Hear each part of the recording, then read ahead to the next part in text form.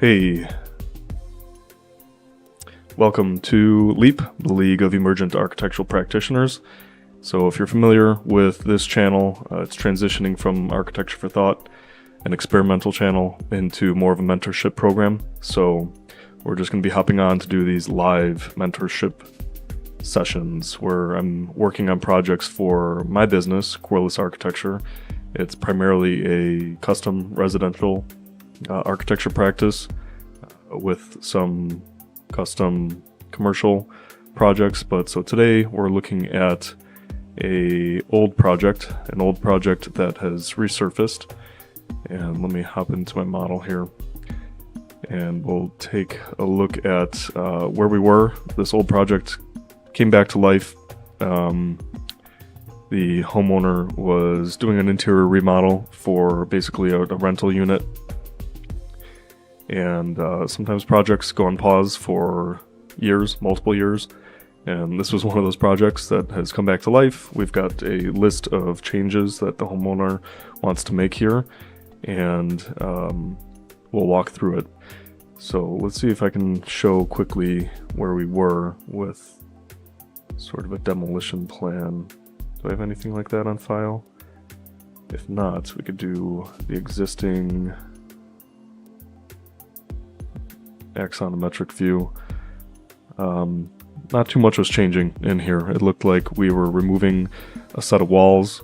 There is a beam in the kitchen I know that the homeowner now wants removed, and I'll show you what we were doing. We sort of put in some aesthetic beams to just create sort of a faux rhythm with the actual structural beam. And then over in this area, there's a platform that we are removing to create an extra room here. It looked like we were removing a wall to remove one of the bedrooms here. And so if you're familiar with gestures like that, it's usually to decrease the bedroom count to fit into some other categories, typically for plumbing reasons. If this is a site, which this is in a unincorporated area, then that's sometimes what we need to do to kind of qualify it in that bedroom count so the septic tank can work for this house. And then some other small walls that were being removed. I think we were creating a couple rooms, like a new utility room. So let's hop into it.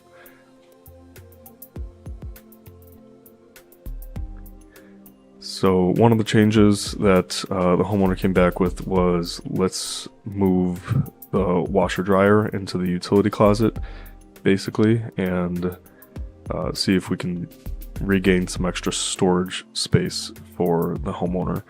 So I'm just gonna relocate these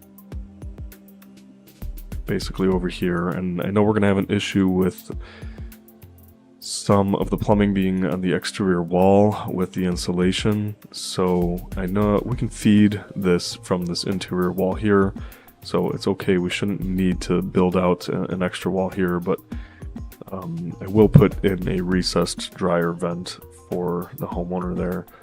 And then relocate this shelf that'll be above this washer dryer here. And this door into this room was a 36. It should still work for that. Just gonna move my tags so they're not overlapping. Call this a storage room.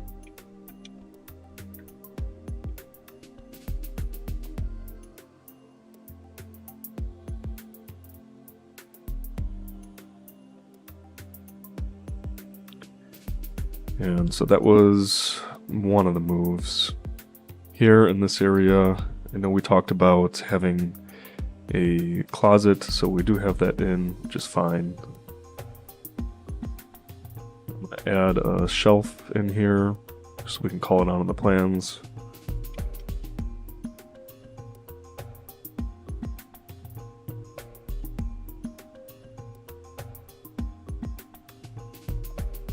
And I've got a lot of these components, so they're sort of like adjustable and ready to go in the model. when you place them, they are placed at the right height, everything like that. So one of the new changes was, I'm just gonna hide this plant. We wanted to remove this wall, which is a load-bearing wall for a beam running in the other direction. I believe it's along column line 2 here in the kitchen, and again, that's why we had some of those beams in there. So I guess I can go to the perspective view in the kitchen area.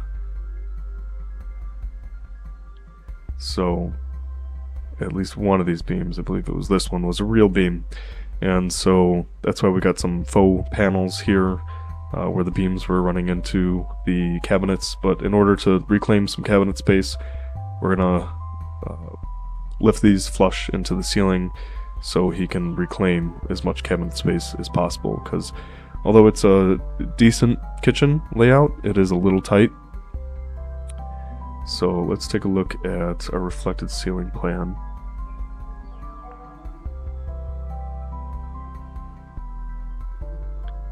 And yeah, it definitely was that beam coming across there. So I think what we'll do is, I think we're going to leave this bearing point, and then we're going to open the wall up past that point there.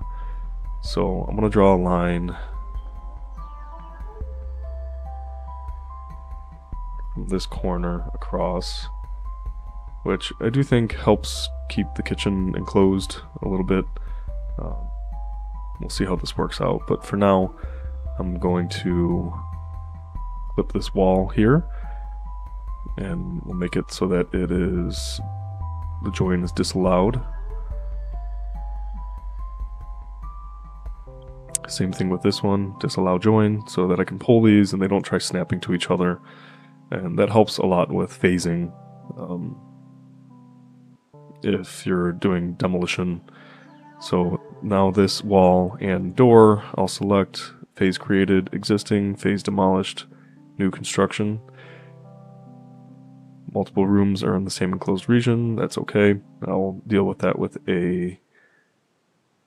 under the architecture tab, a room separator line. You just take that and run it from wall to wall. And you're not seeing those because I have them hidden, but when they're not hidden, you can see that those room separator lines basically do the same function as a wall, without the wall being there to distinguish the different areas. So I'm going to rename this from game room to media room. And now that can still be qualified as a dining area. Let's see what this looks like in the model. It's a little odd. It's a little odd to have that wall, that wing wall there. So what we can do, and what we will do, is put a beam going all the way across from this corner here all the way to the wall.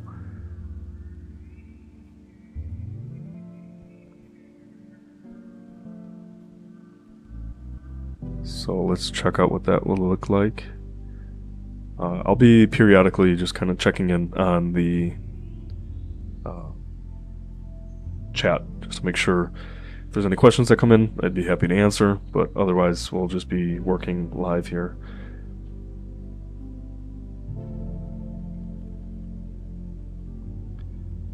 So to run a beam all the way across, let's make sure that we've got the right length, distance. This was on inches. Let's change this to an aerial. Okay, that's only 14 feet there. So the column, but actually I want to go all the way back to this load-bearing point here, which is 18 feet. That's going to be okay still. And I'm going to do the same thing I did before. I could join them, but just for some flexibility purposes, I'm going to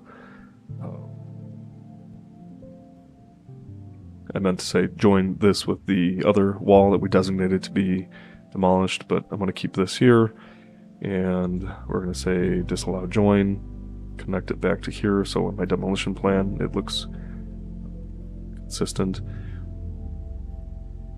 And then we'll take this, which is an existing wall, and we'll change the phasing on it to be demolished in new construction.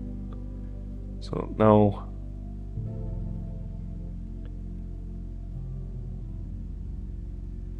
that room separator line that I drew before, I'm gonna have to extend that all the way here. And so I've got a view where the room separator lines are always turned on. And so that just helps me jump into that view and make that change. So on our floor plan, the dining area still shows as such, and etc. So that should look a little better in the kitchen. Definitely opens up that space. These are the room separator lines that are showing here in the perspective view. So this isn't a bad view, actually. I think it helps showcase the difference between that wall being there and not being there. And then so, like I said, these beams were not real. They were just for aesthetics. And so I can eliminate those. I just want to double check in some of my photos here. These might be off screen for you. But I'm flipping through just to look where that beam was. Yes, so that beam was on the far side. It was close to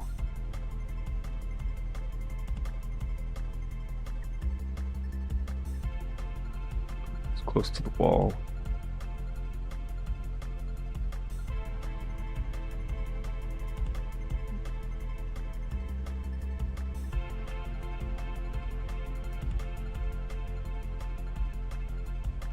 Just gonna clean that up while I'm here. So, I mean, like I said, that looks nice. I think from floor plan perspective, homeowner wanted to keep the kitchen primarily in the same position where it was.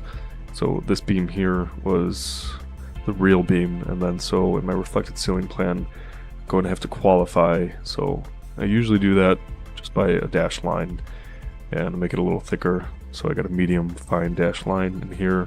We're coming off of this point all the way to the exterior wall, and I've got a beam in here, and I'll look up what this is going to be later, but I know it's going to be an LVL, probably in the range of 5 1/4 or 3 1/2.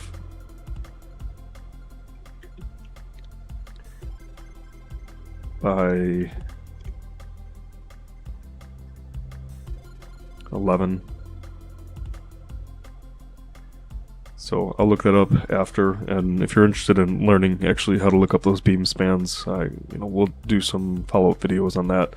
But basically, there are catalogs for the beam manufacturers or the LVL manufacturers that give you the spans, and you can also cross-reference that in the IRC, the International Residential Code. So we're going to do 3 1/2 by 11 for now. And LVL beam.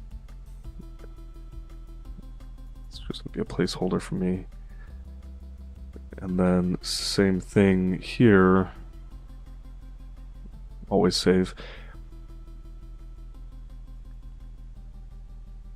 I had a beam tying into it. So the reason, this is going to be set up into the rafters or the joists, and then this is going to come across here and land on this wall. So I'm going to be able to get rid of, these are just some guiding lines here. But when I go to print this, you're going to be able to see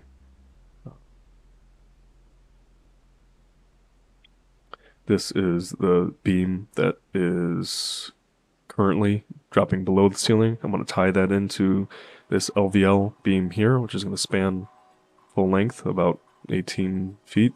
It's going to bear on each side, at least 3 inches of bearing on each side, and should be good to go. So in this reflected ceiling plan, I've got my callouts for my beams, and I'll show you some details I have for those.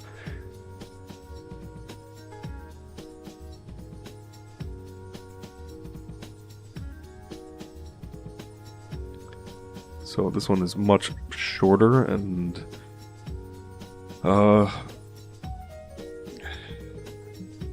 it's probably got, I'll have to review this on site, but if there was a beam going across this space here, most likely these joists were tying into it, being supported by that.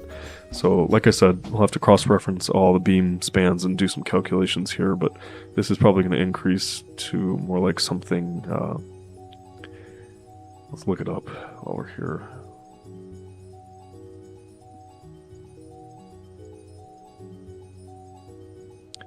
Some structural references, LVL load and span charts.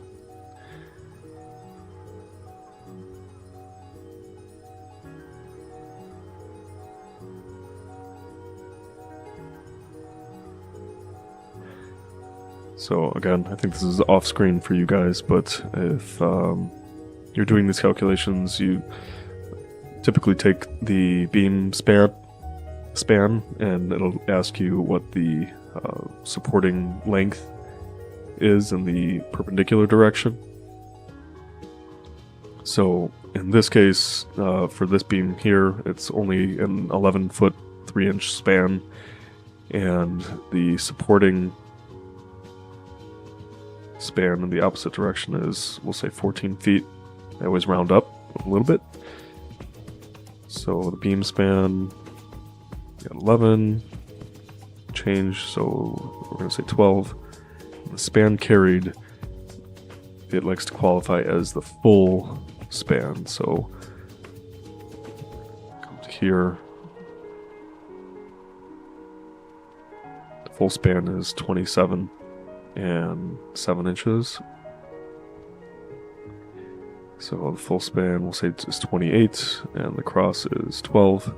So that beam is going to be either a 3.5 by a 11 7/8, or a 5 1/4 by 11 1/4. So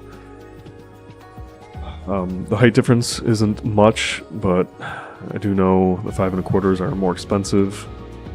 And we're meeting our loads by a lot because I increased the span and span carried and the beam span by some inches because it puts you in above category. So we're going to do a 3.5 by 11 7/8 for this beam here.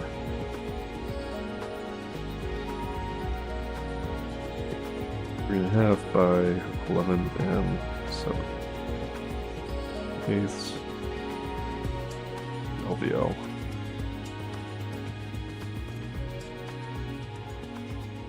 And then all up here, I just want to get this cleaned up.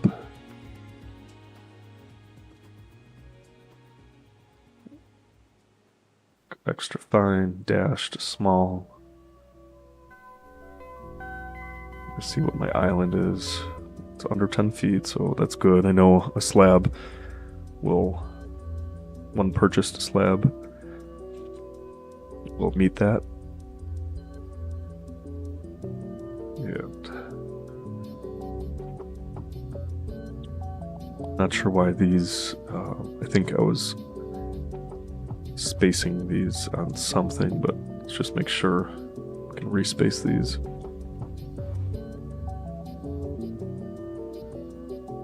Okay, so that's our island, our kitchen island, and so it does look like it. I spaced the two pendants on that. Whatever I had there before was inaccurate.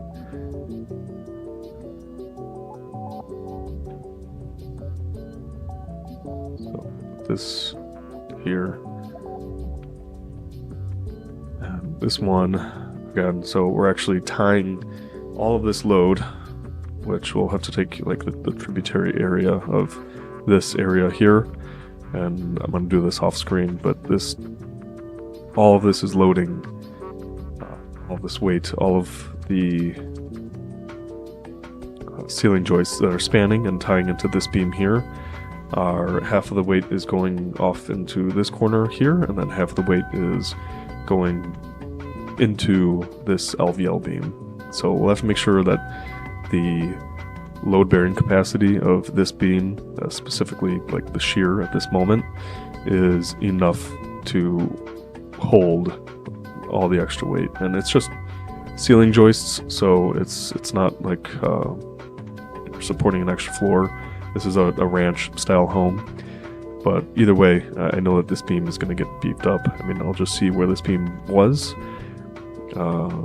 before this load gets added, and then I'll do those calculations after. So we had an 18-foot 3.5 span, so I know that's going to put us in like the 20-foot span range. And then the cross area, I know these beams are going this way, and those should be going that way. So the only reason we're putting this beam in here is actually just to capture that beam and to not have a column here. I think it's still going to be worth it in terms of the homeowner's desire to have this be open, so that's okay. So at 18 and change, just see what the span is on that.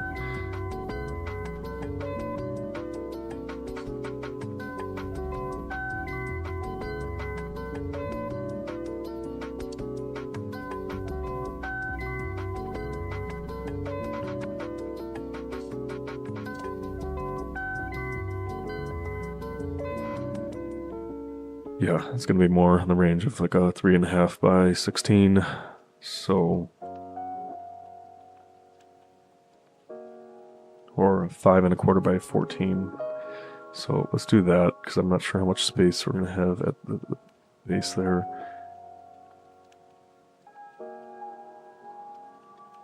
Five and a quarter by 14.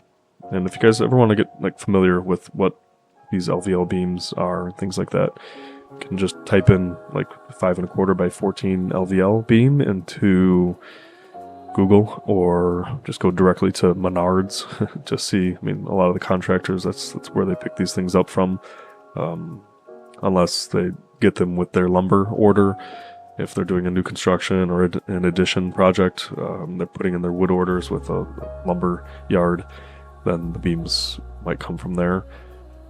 But it's helpful just to kind of see what the costs are on these things, and you get a general understanding of like when you're putting these things in. Sometimes it's no more than $500 for the beam, something like this size. It's the labor that costs a lot. So right now I'm going to leave that there as is, and like I said, I'll do the shear calculations off screen. So, and I know there is an electrical panel over in this corner here, so I want to make a note to myself.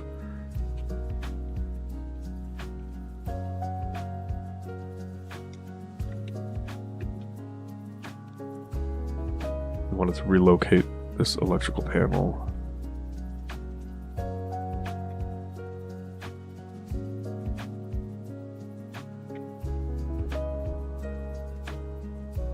And do I not actually have a demolition plan started here?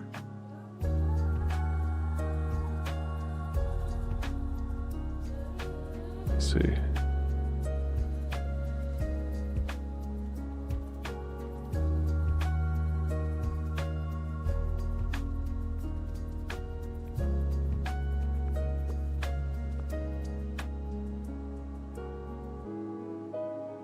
I've got my floor plan. New flooring throughout. I've got a couple notes on there. Existing electrical panels being removed.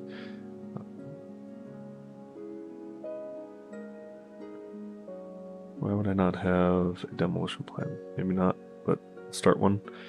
So let's go to new sheets. 24 by 36. Okay. Got everything off to the side here, pre-stamped. Probably have to go in here and update some of that information. But let's go. Let's see if I do have a demolition plan here. I just don't think I started it. And since this is an older project, I don't have a lot of my template notes on here like I do for some of my newer projects. So I'm actually going to open up my template projects.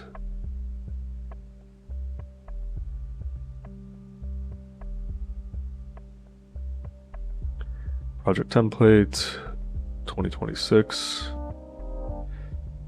At the end of the year, I usually start revising my templates, so all my new projects have notes and things like that from the previous year embedded in them, so the project is always ready to go from the start. So this is the perfect example. This is from 2023-037, so that's probably in the middle, towards the end of my 2023 year. Just crazy to think that that was 3 years ago. So this is our new template, and I've got demolition notes, I know, on here. And so I'll take these.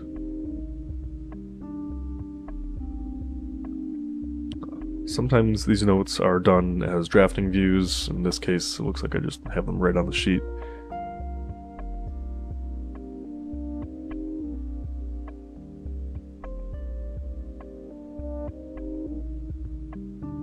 Okay, and we'll just paste these line to this current view, scooch this over. So this demolition plan is like what I was showing you before, and you don't have to, but sometimes it helps to have the 3D view.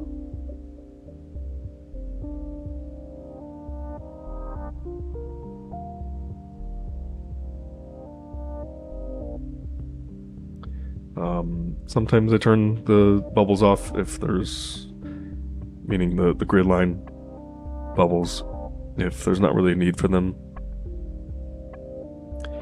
But in this case, we do have the walls that we're removing, so I think it's going to be helpful for them to reference there. And I'm just pulling these grid bubbles into place. Turn off the crop region. Locate this a little better. I can clean this up still to bring it a little higher if it's taking up too much space.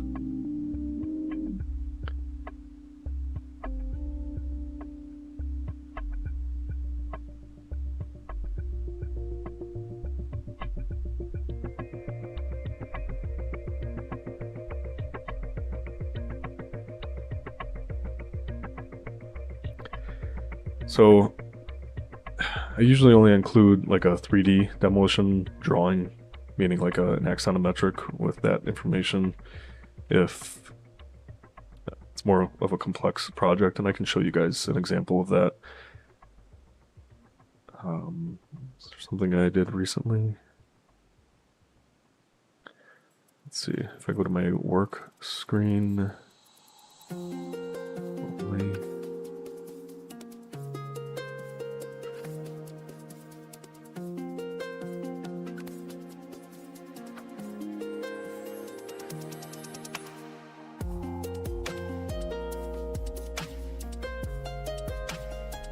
See, let me make sure that whatever I pull up here is going to be shown on screen. Yeah.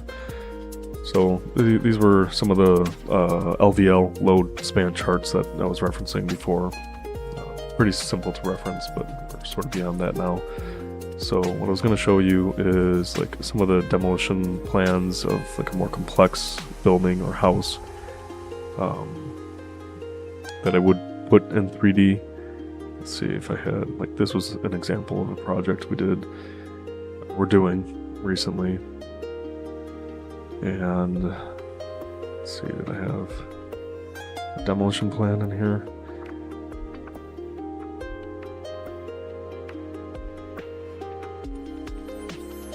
Not this set, of course.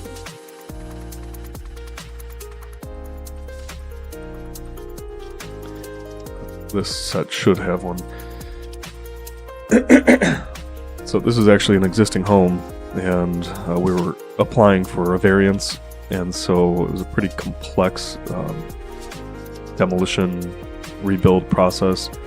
So these were some of the demolition 3D plans I was using to show how much of the existing building we were keeping versus how much of the new proposed design is built on top of that.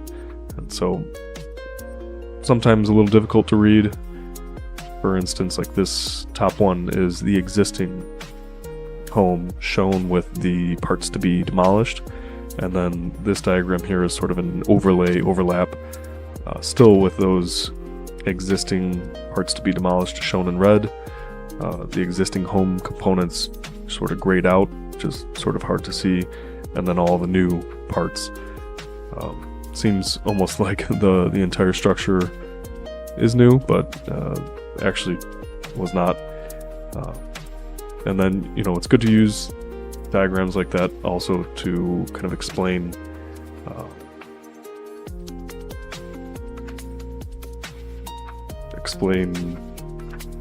for demolition purposes. A lot of counties have like demolition taxes, so if you're trying to make an argument that you're preserving, typically it's 50% of the building before you get into being taxed for demolition.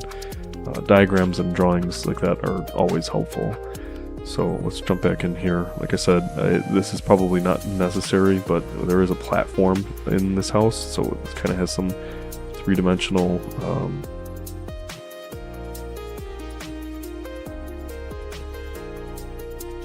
qualities to the house that I do think might help the contractor and the reviewers understand what's going on.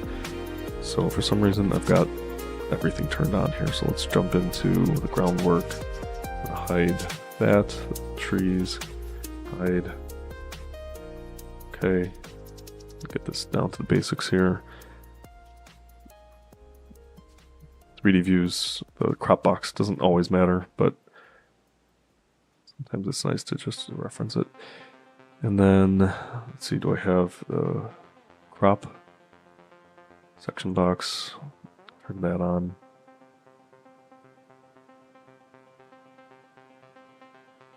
Don't need to show any information about the foundations or the footings.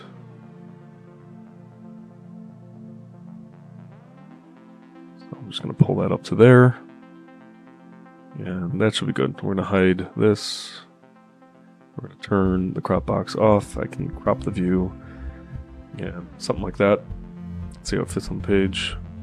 Usually having it at the same scale is good. So the drawing is at a 3/16, so we're going to make this 3/16. See how it fits.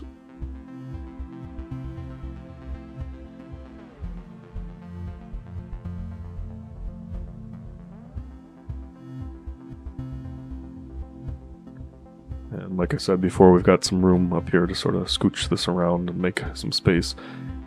If this is, I mean, even necessary for projects this small, I typically don't include these 3D views on the demolition plan, but I've got the information, so why not?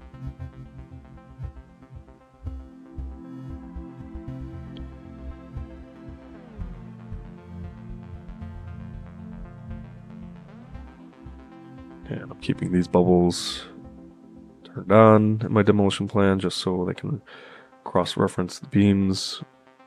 So I do need to put this beam back in here, just something to signify it. I'll put extra bold. I'm going to duplicate that just so give it a little prominence. And then when we do the demolition plan, I've got like the keynotes here written out already, but we are going to just notate things and with a number call out, and then notate or keynote it off to the right hand side here, because it gets pretty messy if you start trying to add all the notes. So while I'm on here really quick, while I'm remembering on my list of things to do here, we are removing this center bay of windows, and we just make sure that I had done these correctly. I did them like triple stacked. Okay, that's what they are, so that's great. Existing, to be demolished, new construction. So we'll put a keynote there.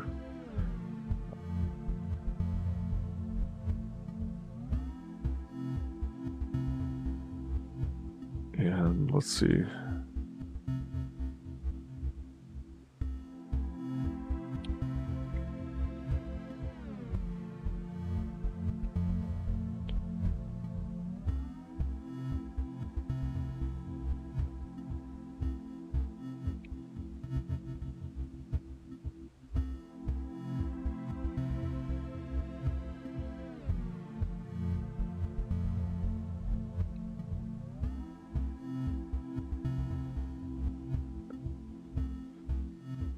Okay, everything fits on the page there, so that's fine. I'll start keynoting this. This is with a scale, so how come the scale isn't showing? I'm not sure. So that's okay. So everything, what's nice about these 3D views and Revit, obviously, is that everything correlates. So you're not doing things, twice. When I made that change for the windows up here, it made it automatically on the plan down here. And we've got our wall being removed. That was a change. This set of walls being removed here.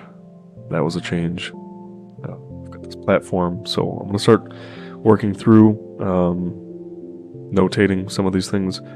And then we'll get back to modifying any architectural changes that need to be made based on these most recent revisions. So let me know if you've got any questions. I'll be periodically checking the chat, see if anybody's got questions. Let's see how long we've been streaming here. Do I have that information?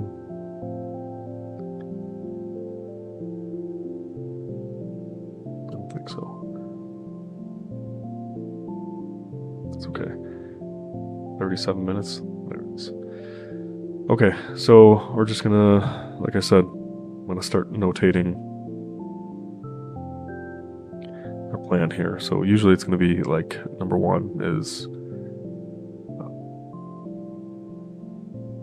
all walls to be removed, something like that. And a halftone floor.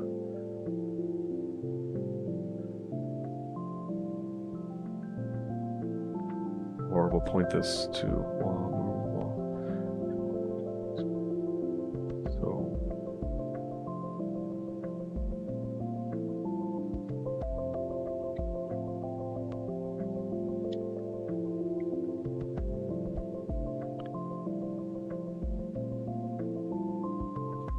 So 1, I'm just gonna delete everything that's here.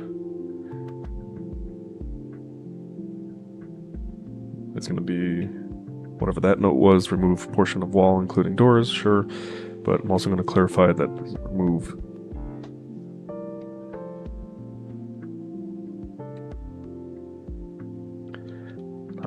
load bearing. The reviewers always want to know that information, so move non-load bearing portion of wall including doors as shown.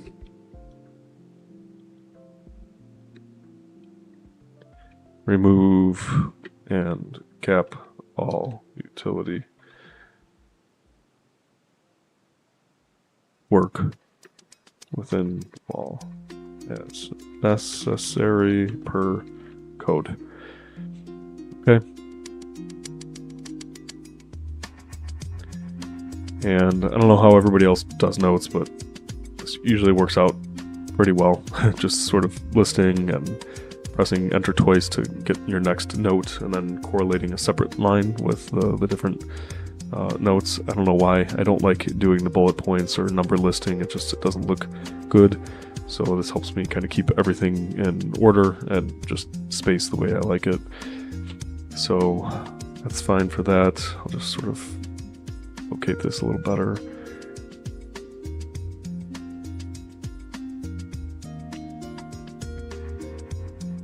Okay, number 2 is there is a little wing wall here that, again, it might be hard to see on like this set of plans. So it's like things like that where if you look on the plan here, you can also see there's like a little header that cuts across there. So we're just gonna sort of point to here, call that number 2, and back into our notes. remove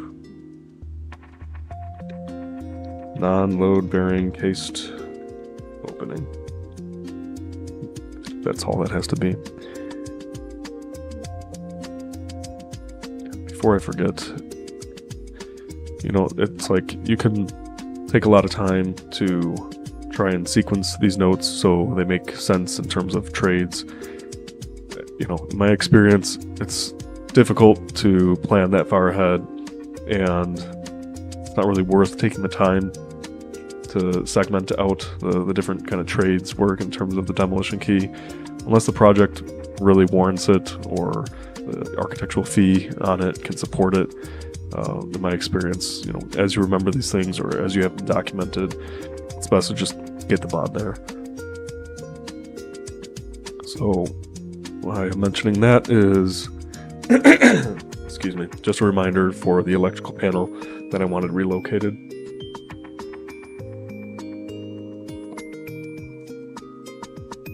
So, which is right in this corner here.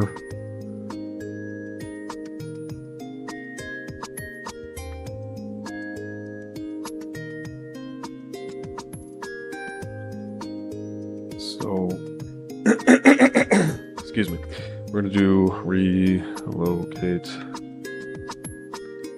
existing electrical panel, period, C, electrical plans for new location and specifications. Okay.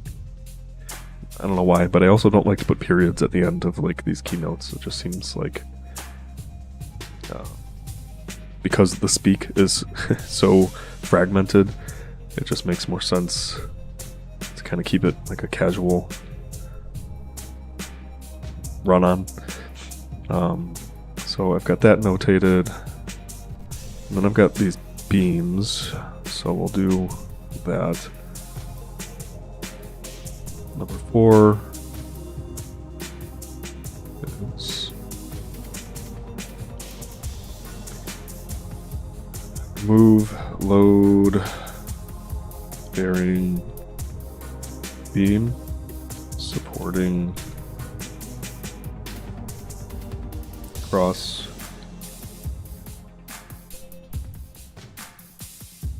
joist members. And then I've got this documented like in my general notes, but it's always good to protect yourself as the architect to put in there like temporary. I spell that right? Temporarily. Support ceiling joists as necessary to install proposed beam specified on reflected ceiling plans. Okay, so that should work for that.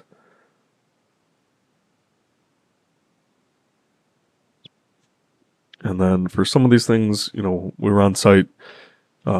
If you don't have the ability to review some information, like in this case, this was a while back and they didn't want to remove this beam at first, and now they do. And so there might be some information that the contractors will have to check in with the architect. It's always worth putting that like either in the demolition notes or per notation, whatever warrants it. So this is going to be number 5, and my understanding when I was there, what I was able to review was that this beam was landing on this wall, was a support wall.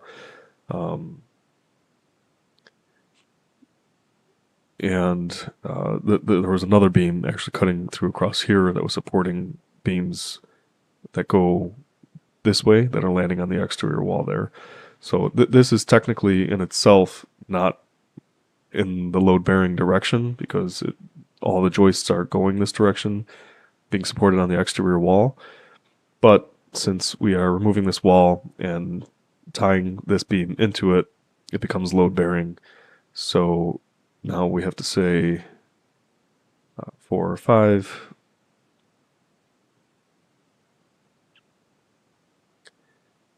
Like remove entire length of wall.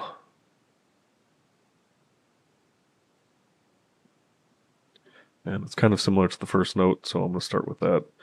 Copy, paste, although this one is load bearing, or will be, or it is actually at the corner there, so we'll just designate it as a load bearing.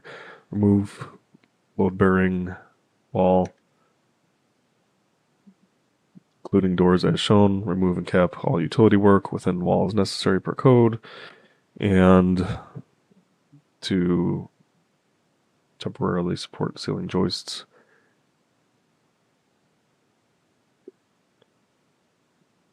Temporarily support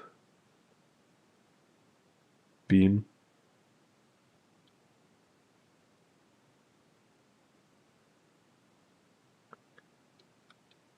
Beam as necessary to install proposed beam specified in reflected ceiling plans. So it should be okay. But on that one, I do want to put like verify with architect.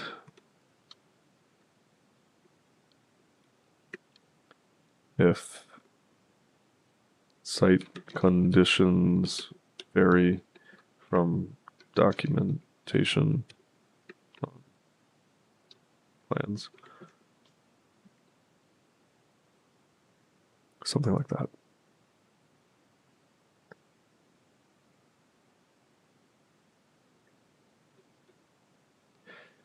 Okay, so captured that.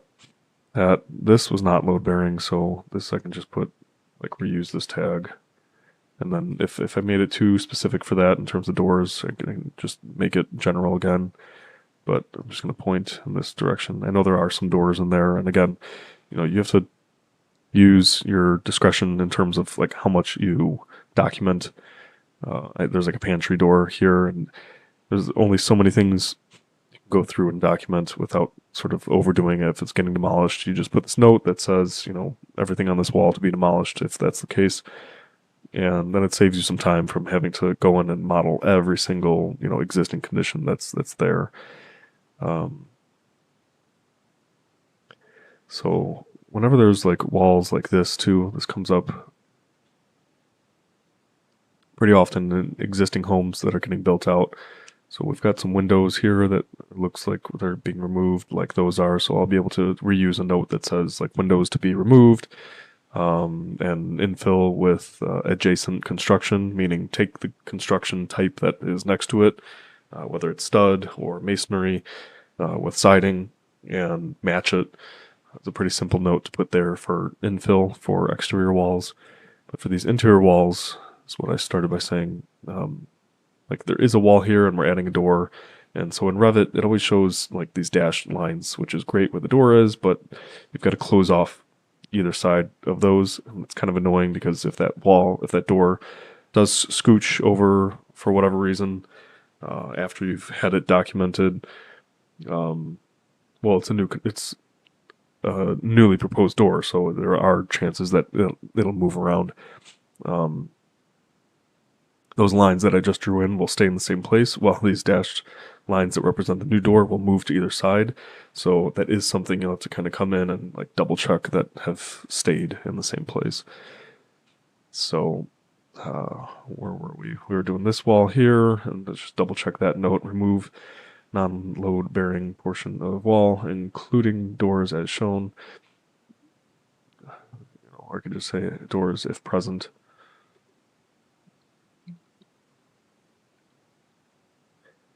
Remove and cap all utility work. Okay, great. So that works for that little grouping there.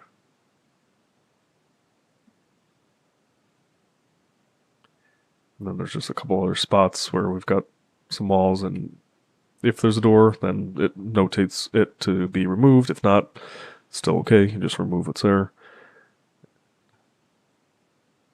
Kind of have a couple walls in this area that look like I can group on one tag, which is great. Just click that button up there. Same thing with this. I mean, should be self-explanatory, but you never know. So we're going to just put a little arrow over to this side.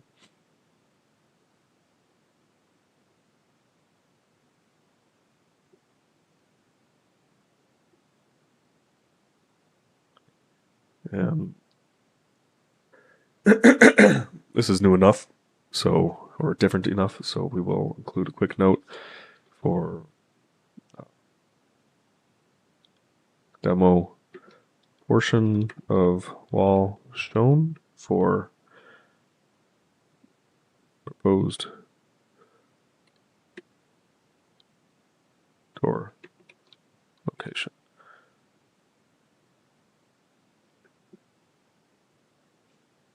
And there would be like a similar note like that if you were doing exterior work and there was a window being put in.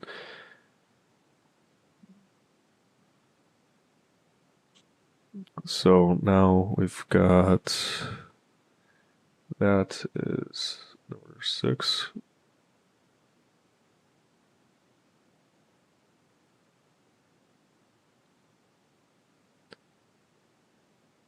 Okay, moving and grooving. Let's see, we'll use this as number 7. And I'd be curious to know like how everyone else does these demolition plans. This is how I've done it for a very long time, probably 15 years now, which is crazy to say. But ever since I started using Revit, it's kind of just been like notate it in place. It's the best way. Every project is unique and what has to be demolished is unique.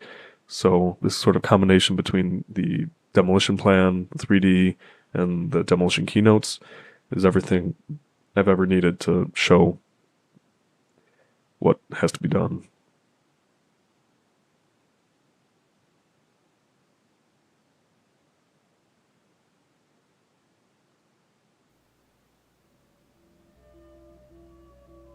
Just realized that the music had turned off, so just turn that back on. So this note is going to be the 7, we said. Okay, so I copied it before I changed it. It's okay, 7. And again, this is going to be the windows to be removed, and back at that.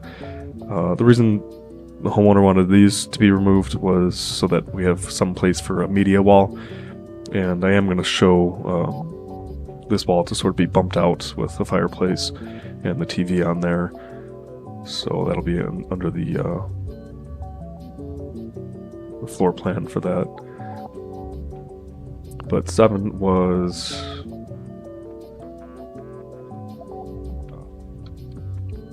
remove exterior windows and infill with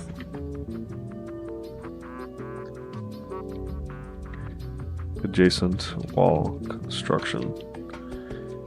And we will include like a wall tag that has the wall makeup, which in this case it's a wood stud, plywood, air vapor membrane, and siding, and we'll have that on the floor plan, but this is just so they can reference this, they know what needs to be demolished.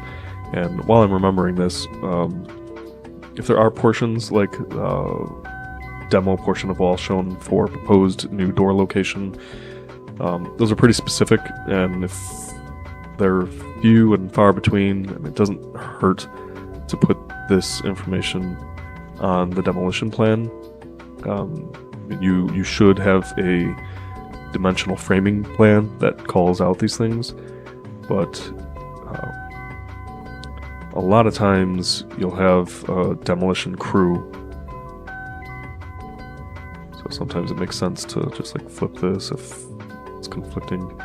I was saying a lot of times you'll have a demolition crew that is separate from the construction or framing crew. A lot of times they're the same, but if you have contractors that are bidding the project out, They may have these as demolition only subcontractors who are really only looking at this plan. They might print it, they might bring it to the site, and if they do, you'll want them to be able to reference exactly where this door to be removed location is. So in this case, it's the center bay of windows, and it's this grouping of windows here. I shouldn't really need to signify where those are on the plans. And it's being closed up instead of introduced, so this information is more important for them to understand, and the reason is because we've got a washer dryer going here, so we actually want the clearance between that wall and that door location, so that's specific information to put on.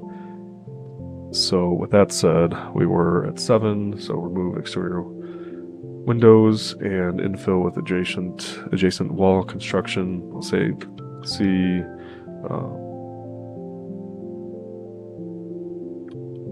wall schedule sheet A 7.0, and it's always a 7.0 for our business, so that helps. Just keep that consistent. So here's what this is, so I'll have to put a note there. And we're just about at the end here, so we've got another wall here, so I can use this number 1 tag over here, and I can put it in this room and sort of point to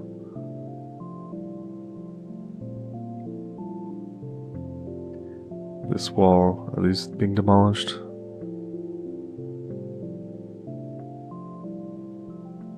Yeah, they are.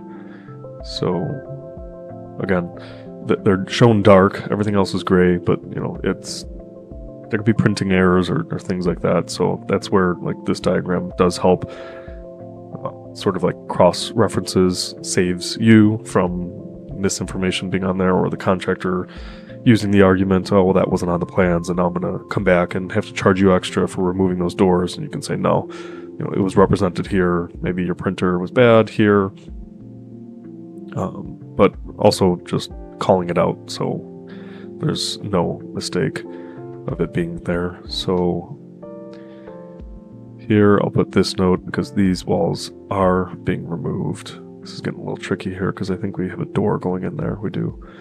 So we'll say this is going to be pointing to here for the wall to be removed.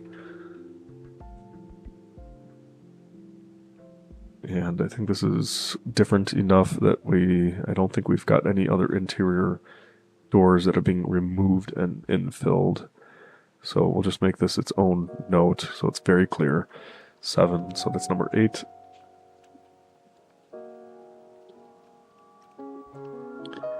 Remove interior door and infill with adjacent wall construction. C.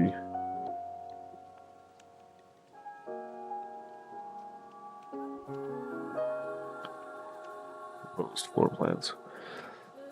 So that works.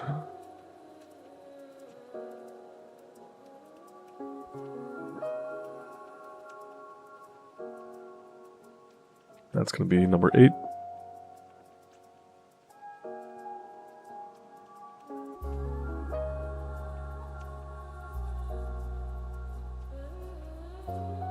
And then this is number 6. It's the same.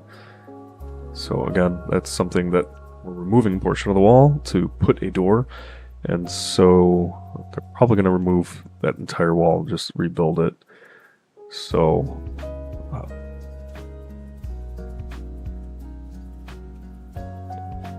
it's probably okay to just put the number 1 there.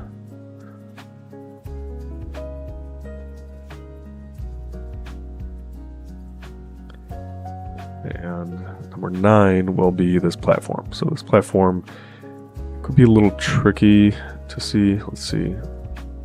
I've got, yeah, this is how it's going to print. And I mean, it is dashed, so it seems okay.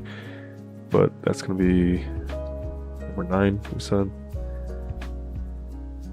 And that is this like deck platform here, and it is shown in 3D there, so it should be easy to understand.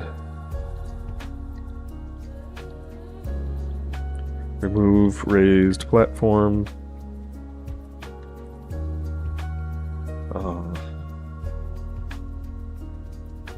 Notify architect if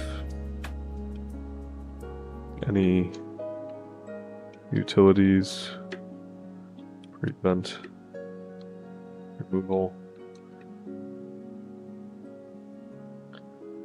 And then a simple note so contractors know if there's not subfloor there beneath, which sometimes there's not, there probably will be, but we don't know that. So it helps to just put the note just to kind of cover all bases.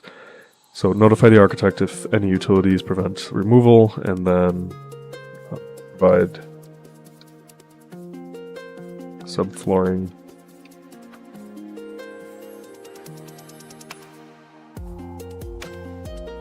provide or replace subflooring as necessary.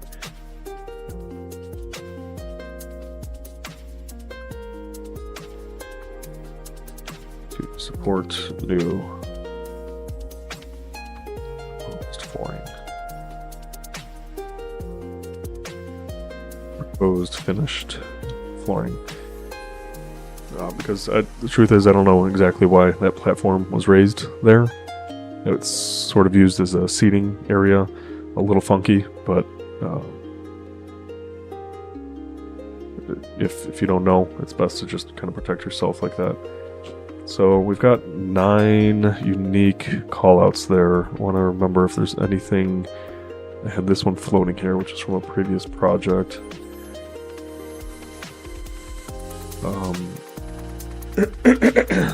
And let's check the new floor plan to see if there was anything on here. Got someone in the chat, just respond to really quickly.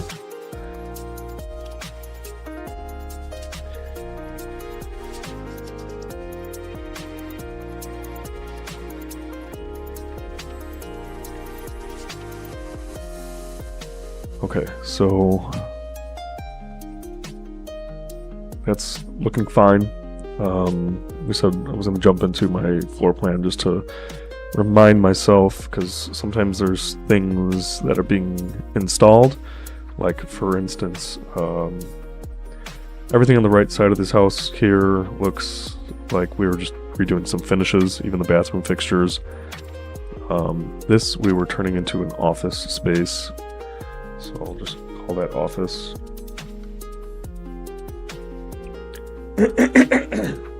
We have the door going in there. We have got a TV. These fireplaces that everyone's putting in now are like ventless, flueless. They're basically plugins.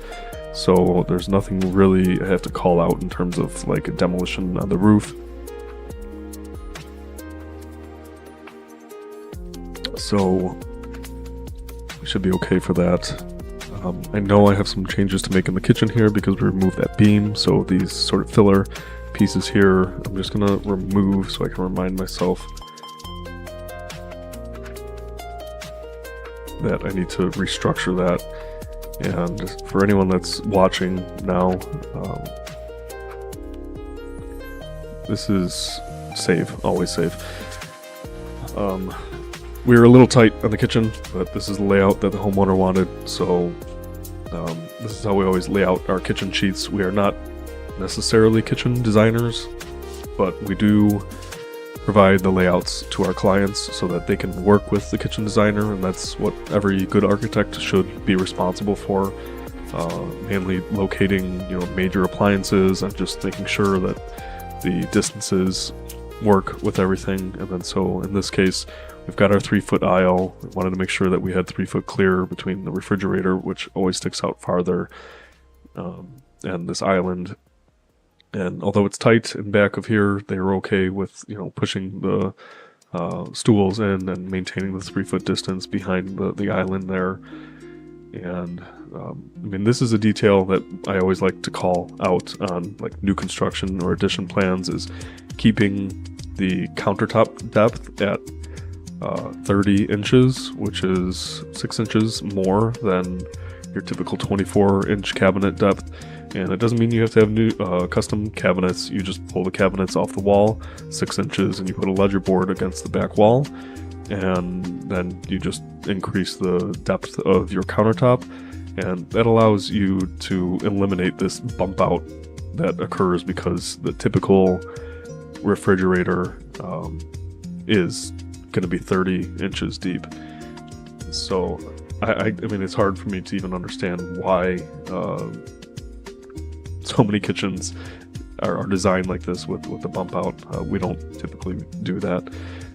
So, but for whatever reason, you got to work with what the client wants sometimes. And so anyway, this was just a reminder for me to modify this so I don't skip over this in the plans as we revise them. We have the veneered architectural beam that is no longer here, so I can remove that. It looks like we can make these cabinets correspond with the cabinets below, so I'm just going to change those up. Do MA, match type, this one with that one, and then align this edge with that edge. Probably want to mirror this over, so I know I can do that either in the floor plan or in that view. It's easy enough to switch to this view and flip it over. Let's see, why is this showing?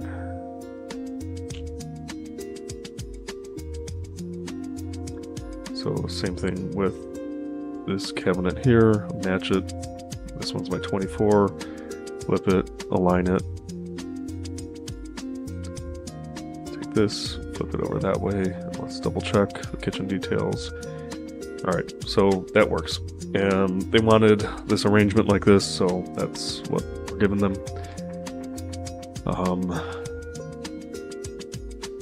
That looks okay. So we're just gonna go through and double check that was fine. The 3Ds are updated. Yes, we eliminated the veneers that were in place for the beam, so that's good.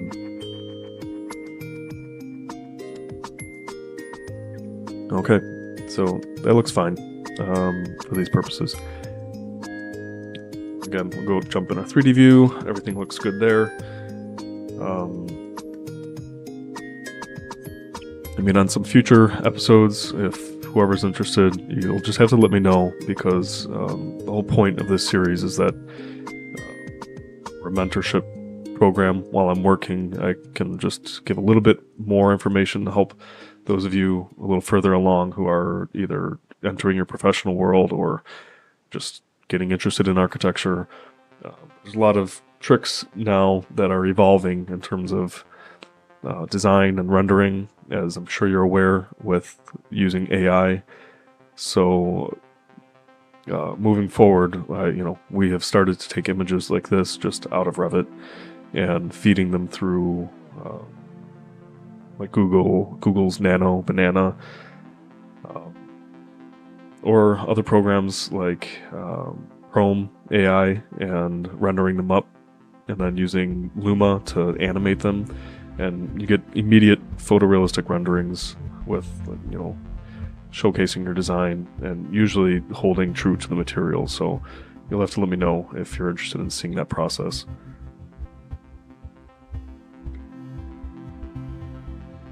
Just checking in.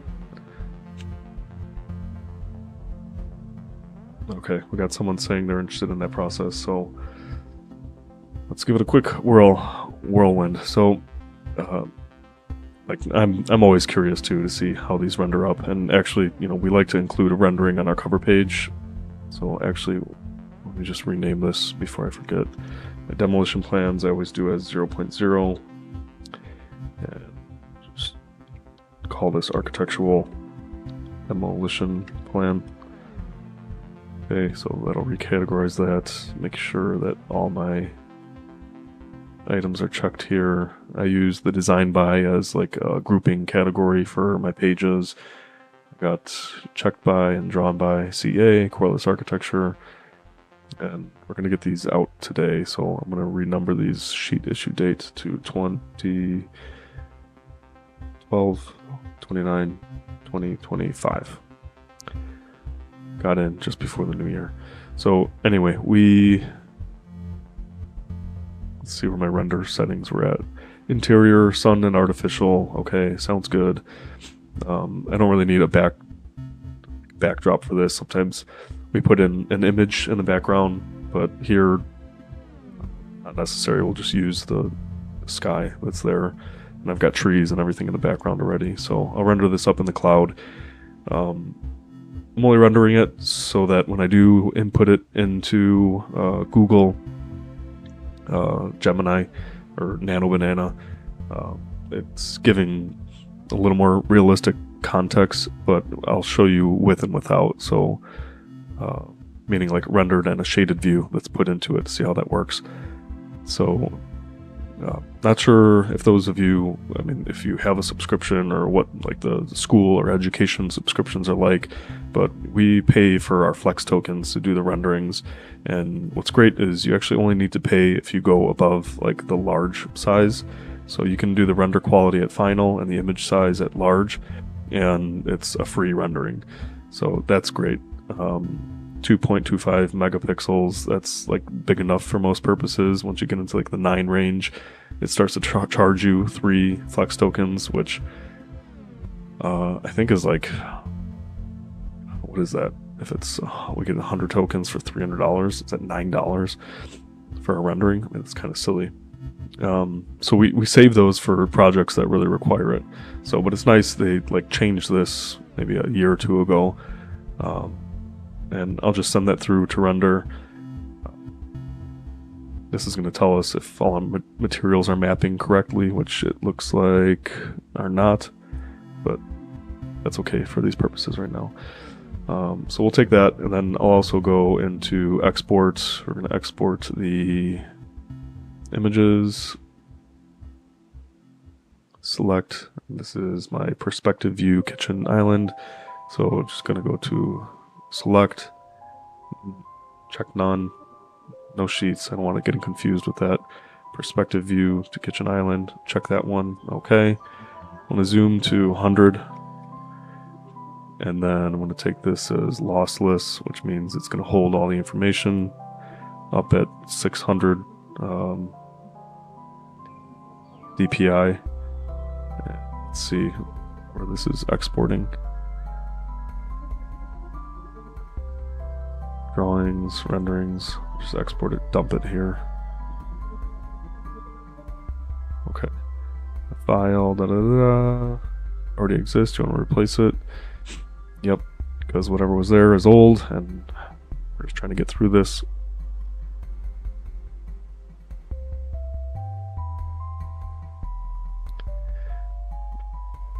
So that one's just taking a minute to come out, and then while that's going, we can check in on our render progress here, and let's see what happens when I pull this up on screen here. I think I got to change my view to screen recording. Is it loading? It's taking a long time.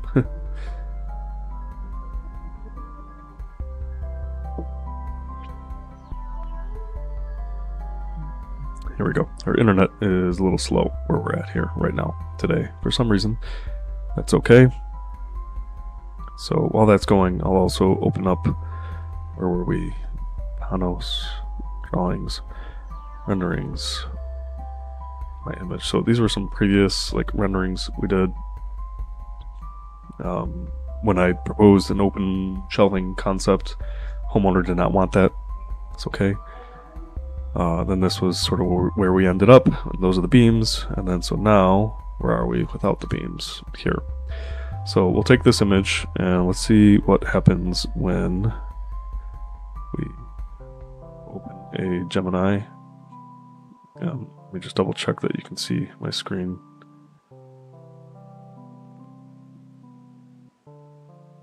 Wow, my internet is very slow, so hopefully we can get through this. Here's the rendering. So yeah, clearly I'm missing some maps on my floor because I'm not getting the floor grain. But it looks nice without the beams. I think the beams were kind of crowding it, so that's good.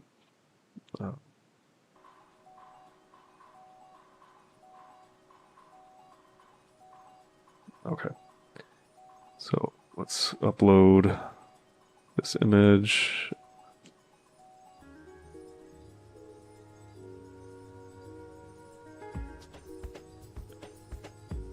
It's going to take a second. This is still rendering. And what I do sometimes is take the rendering and overlay it over whatever Gemini kind of spits out, just to provide a little presentation of what was represented in the model over what's being represented out of Gemini.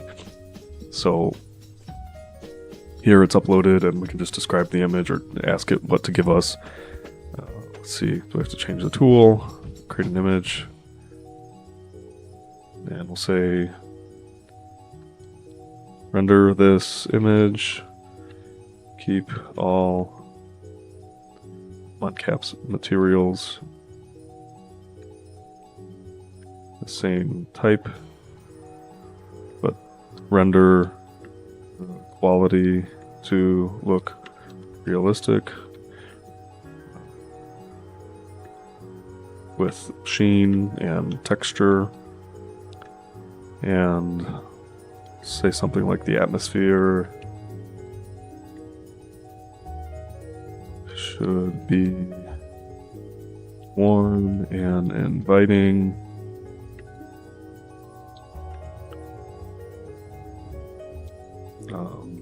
The design is modern yet casual.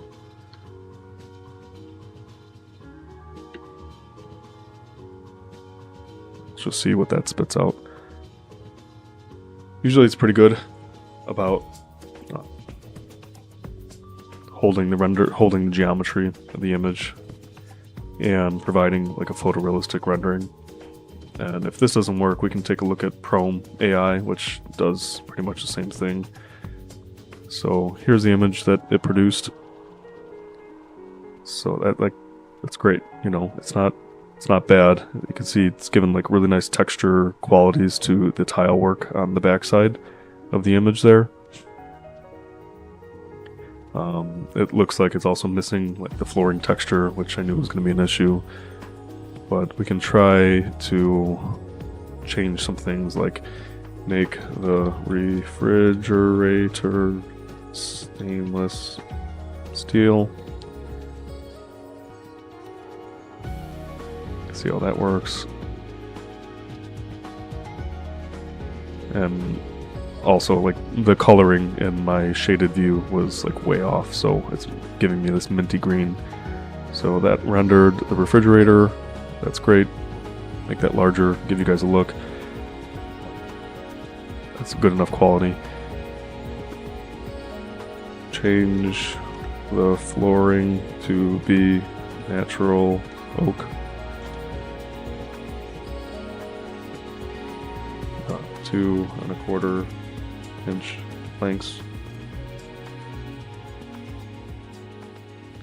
And you just go through describing what you're looking for out of the rendering, and it'll sort of keep modifying the image, you know, to your liking. So that's getting sort of closer to, you know, what we want represented. I would say like the island cabinets and island pendant lights color should be more of a hunter green, painted just a hunter green. Let's see what comes from that. So that's the process. Let's see, this render came out, and again, I mean, this is directly out of the model. It looks like I would have to go back in and kind of tweak some of my lights, which I know I've done in like more updated versions of my template. So again, this is a template from 2023 where all these things I've worked out since this point. But this is a really quick way to get something that looks really nice and polished. That's an ugly green, so that green is too dark. It should be faint, yet rich. And turn on the pendant lights. So again, I'm not going to sit here and kind of do that. You can explore that on your own, but a lot of the times I end up just talking to it like it were an intern or something, that I would just want to explain the differences, and it can get frustrating. Like this one didn't change anything like I asked it to. You have to try different words, like make the green color less saturated. And it might like understand different terms or ways to say it. You can also downvote these to try and help it learn. See, so it's just gonna, sometimes I've noticed sometimes it gets caught in a loop, but some interesting details are like, look at the reflection on the stainless steel refrigerator. It's showing the green color that it changed, so that's nice. And it's something that if you were to do in like Photoshop, you'd have to do that on your own. So that's where this tool comes in extremely handy, is just the speed on that type of stuff is really nice. So yeah, we got someone chiming in from Lagos, Nigeria.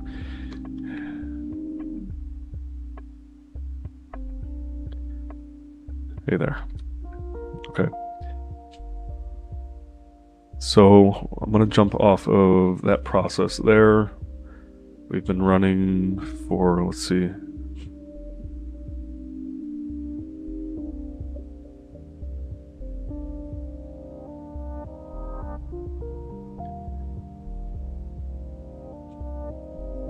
We've been going for over an hour now. So I'm going to probably cut this short in a minute or two here.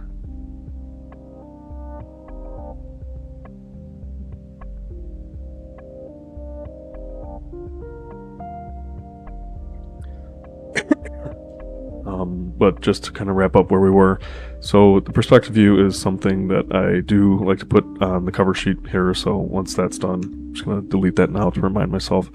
I will replace that. The drawing index, we'll have to just go through, make sure that it's updated, so all the plans that need to be on there are on there. Update the drawing information on the right hand side, because this is from an older project. But we were looking at the floor plan to see if there were any newly proposed items that would need to be called out on the demolition plan. So I don't think so. Excuse me. So we're going to wrap that up here. And yeah, stay tuned for just future sessions where we'll hop on and just work through some ongoing projects. And again, if you have any questions or comments, feel free to leave them, and that might help me gauge what to work on or show on these mentorship programs. So let me know if this information is helpful. It's basically just me going to be working on my ongoing projects for our business, and thought that that information might be helpful for anyone who's either starting on Revit, starting a business, wanting to understand how to put projects together. And then maybe in the future we'll also take you guys on some site visits, which would be pretty helpful. If you do head over to my Coreless Architecture channel, I've got ongoing design projects that are showcased on there through animations. And again, a lot of those animations are done using Luma AI. So we'll like either render the images out of Revit, touch them up in Chrome AI, either by layering just AI versions of the renderings, or touching them up in Photoshop using some of the new AI features, and then animating them using Luma, which has just been a really great tool to link different renderings, and using the Luma to interpolate from one rendering to the next rendering. And again, I'll showcase that in future episodes.